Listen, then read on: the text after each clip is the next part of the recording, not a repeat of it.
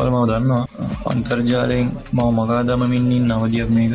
මම මතක මිනිස්සුන්ට මම අම්පෙක් කරවමින් ඉන්න අවධියක් මේක.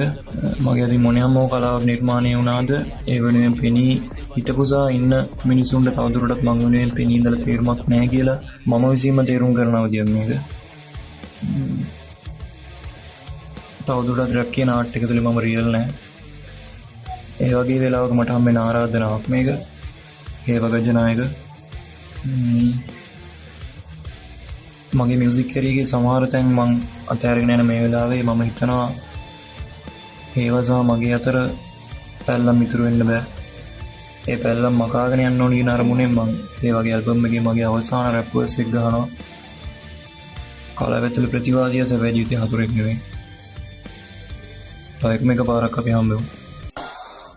ඉන්ටර්න් ඉවරයි. පුදුම සංයමයක් තිබ්බේ මගේ. හම්බෙමු.